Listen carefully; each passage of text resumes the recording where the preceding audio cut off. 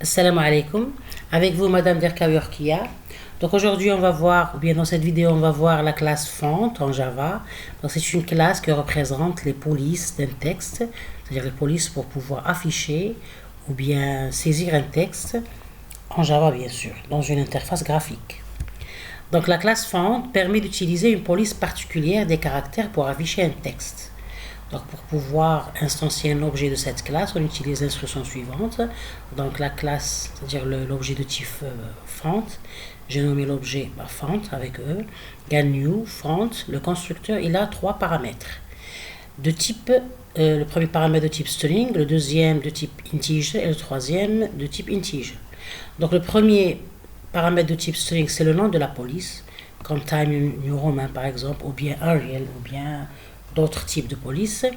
Deuxièmement, le deuxième paramètre de type integer, c'est le style qui peut être donné en caractère comme bold, italic, plain ou en chiffres comme 0, 1, 2. Et le troisième paramètre de type integer, c'est la taille des caractères en points. Donc, on peut associer plusieurs styles. Pour cela, il suffit d'additionner.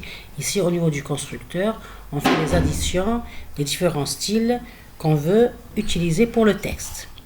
Donc, si la police spécifiée n'existe pas, Java prend la font par défaut, même si une a été spécifiée précédemment, dans le constructeur bien sûr. Le style et la taille seront tout de même adaptés. La méthode getName de la classe font retourne le nom de la font utilisée si on voudrait savoir son nom. Donc, les polices suivantes peuvent être utilisables en Java. Par exemple, il y a la police dialogue, Helvetica, Time Roman, Courier, ZapF, Ding, etc.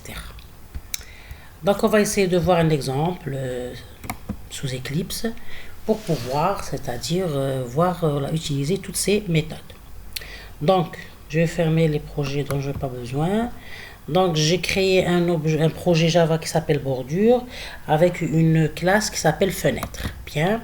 Donc dans cette classe, j'ai créé une classe qui s'appelle fenêtre qui hérite de la classe JFrame.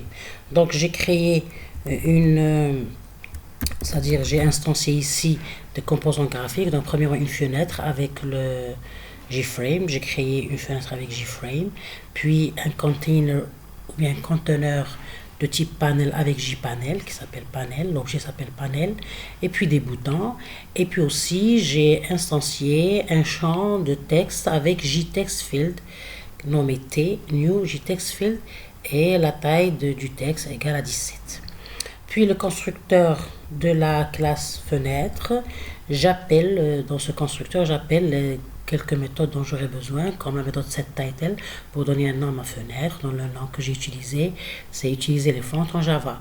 Puis setDefault close operation, exit en close pour pouvoir, c'est-à-dire libérer les ressources de la fenêtre, ou bien fermer la fenêtre. Set size pour fixer la taille et la dimension de ma fenêtre. Donc j'ai pris 900 pixels comme largeur et 500 pixels comme hauteur.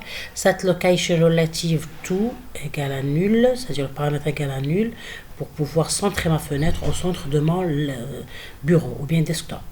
On a dit que nul, il fait référence au bureau ou bien desktop de ma machine ou bien de mon computer. Puis cette component avec paramètre panel, c'est la méthode qui associe le container de type panel ou bien panneau à ma fenêtre. Et puis j'ai coloré, j'ai changé la couleur de mon background, de mon panneau, comme j'ai pris comme couleur la couleur cyan, c'est-à-dire un bleu-vert. Ici j'ai annulé ou bien désactivé les gestionnaires de positionnement ou bien les layout managers, je l'ai désactivé, c'est-à-dire j'ai désactivé les layout managers par défaut, comme ici pour la JFrame qui est le border layout, donc je l'ai désactivé pour pouvoir c'est-à-dire positionner mes composants graphiques à ma stratégie, c'est-à-dire je fixe les coordonnées de mes composants. Donc je vais utiliser la méthode setBound, donc c'est t.setBound pour pouvoir positionner mon texte, mon champ de texte. Donc j'ai donné comme x 50 pixels, comme y 50 les coordonnées de mon champ de texte, et comme largeur je vais prendre par exemple ici 300, d'accord, et comme hauteur 100. Puis j'ai instancié un objet de la classe font, donc que j'ai nommé font avec new font. J'ai fixé mes 3 paramètres du constructeur. Le premier paramètre, le nom de la police est Time Romain. Le deuxième caractère, le style de la police, donc j'ai pris bold, c'est-à-dire gras. Et le troisième paramètre, c'est la taille de ma police, donc c'est 30. Puis j'ai utilisé la méthode setForeground, c'est une méthode de la classe font pour pouvoir choisir la couleur du texte à afficher ou bien à saisir. Et puis la méthode AT pour ajouter mon composant graphique ou bien mon texte, mon champ de texte à ma fenêtre ou bien à mon panneau. Donc, je vais l'associer avec cette font comme paramètre font. Et ici, je vais afficher mon texte, bien sûr, avec la police fixée avec l'objet font. Donc, mon texte, c'est j'habite à Ceyda, ville numéro 20 en Algérie. Et j'ai utilisé cette visible égale à true pour pouvoir afficher ma fenêtre. Et dans la classe, bien la méthode main, je vais instancier un objet de la classe fenêtre. Donc, je vais exécuter pour voir le résultat de ces méthodes-là. Donc, je remarque qu'il m'a créé ma fenêtre, puis mon interface graphique avec son nom, utiliser les fonts en Java. Et ici, je remarque qu'il y a mon champ de texte avec le texte que je veux afficher. Mais je remarque que mon texte ici, il n'est pas, c'est-à-dire, il n'est pas visible au complet parce que la taille du texte, elle est plus grande que ici la largeur de mon champ de texte. Donc, je vais changer 300 pixels à 600 pixels pour voir. Donc, je vais exécuter. OK.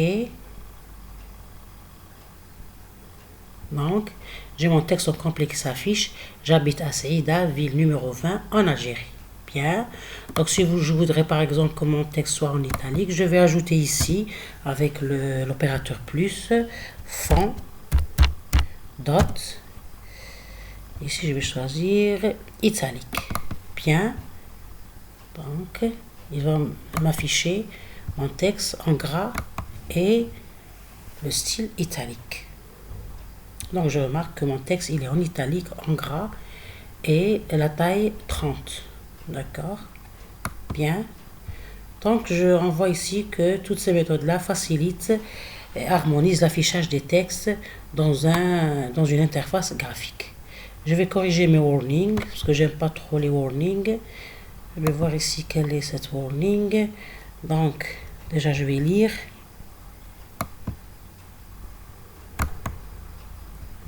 Ici, c'est parce que j'ai des, c'est-à-dire comment dirais-je, des bibliothèques que j'ai importées sans les avoir utilisées. Donc, je vais les enlever. Donc, j'ai pas d'erreur sémantique. Donc, c'est toujours bien parce que je dis toujours qu'il faut corriger nos erreurs sémantiques pour avoir une application performante. Bien. Bien. Donc on voit ici que mon affichage est parfait et ma programmation, elle est sans warning. Donc merci pour votre attention et à la prochaine vidéo.